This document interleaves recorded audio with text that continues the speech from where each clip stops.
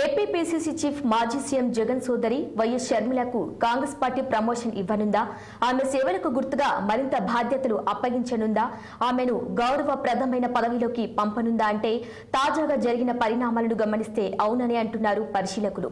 ఇటీవలే షర్మిల ఢిల్లీలో కాంగ్రెస్ అగ్రనాయకులు సోనియా గాంధీ, రాహుల్ గాంధీ, ప్రియాంక గాంధీలను కలుసుకున్నారు. వారి నివాసానికి వెళ్లిన షర్మిల సుమారు 2 గంటల పాటు వారితో చర్చించారు.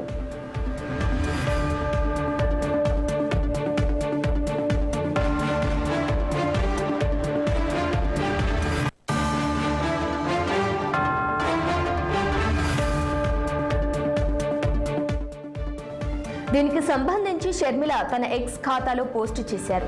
సోనియా గాంధీ, రాహుల్ గాంధీ, ప్రియాంక గాంధీలతో భేటీ అయ్యానని, అనేక అంశాలపై చర్చించుకున్నామని తెలిపారు.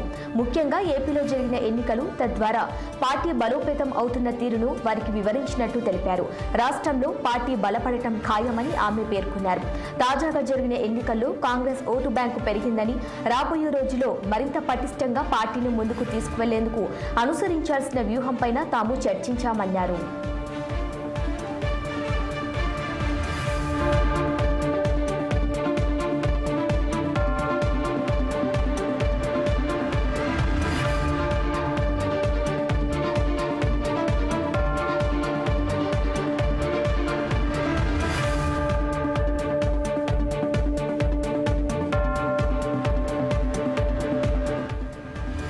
అయితే ఈ క్రమంలో అసలు విషయం వేరేగా ఉందని రాజకీయ పరిశీలకులు చెబుతున్నారు.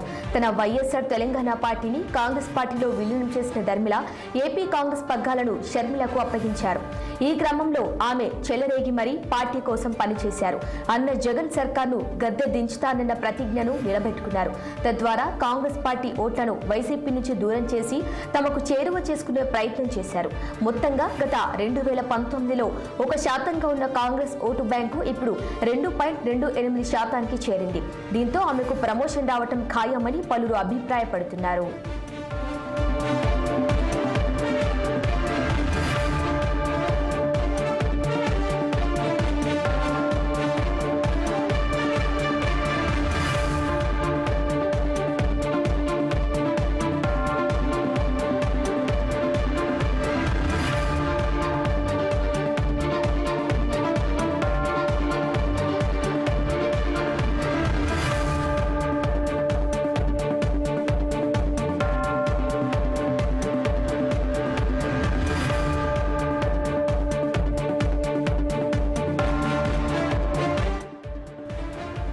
షర్మిల తన పార్టీని కాంగ్రెస్ లో విలీనం చేసేటప్పుడు రాజ్యసభ పదవి ఇస్తారని ప్రచారం జరిగింది. కర్ణాటక నుంచి ఆమెను రాజ్యసభకు ఎంపిక చేస్తారని కూడా వార్తలు వచ్చాయి. అయితే ఏపీ ఎన్నికలు రావడంతో దానిని వాయిదా వేసినట్టు కూడా వైఎస్ షర్మిల సన్నిహితులు చెబుతున్నారు. ఇప్పుడు కర్ణాటక నుంచి తనకు రాజ్యసభకు అవకాశం కల్పించాలని ఢిల్లీ పెద్దలను షర్మిల కోరినట్టు తెలిసింది. తనకు పదవి ఉంటే ఇటు అధికార పార్టీ టీడీపీ, అటు ప్రతిపక్ష వైసీపీ పోరాడేందుకు అవసరమైన శక్తి లభిస్తుందని కాంగ్రెస్ హైకమాండ్ కు చెప్పినట్టు తెలిసింది. ఢిల్లీలో కూడా సోనియా, రాహుల్, ప్రియాంక, షర్మిల ఇదే అంశంపై చర్చించినట్లు అనుకుంటున్నారు.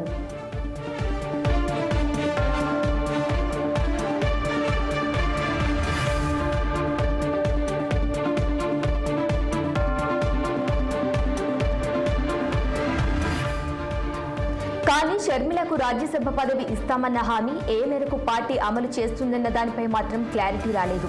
ఇప్పటికే కర్ణాటకలో పార్లమెంట్ ఎన్నికల్లో కాంగ్రెస్ రాజకీయంగా ఇబ్బంది పడాల్సి వచ్చింది. ఈ నేపథ్యంలో పొరుగు రాష్ట్రాల నేతలకు రాజ్యసభ సభ్యత్వం ఇచ్చేందుకు ఎంత మాత్రం అక్కడి నేతలు సహకరిస్తారన్నది పెద్ద సమస్యగా మారింది. అక్కడ నేతలనే పదవులతో సంతృప్తి పరచాల్సి ఉంటుంది.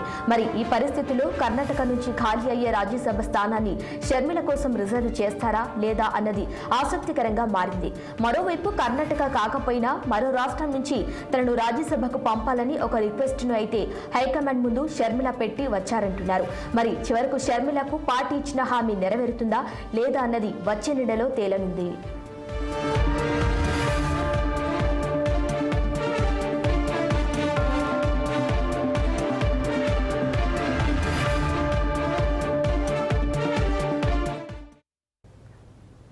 విజయవాడ నేత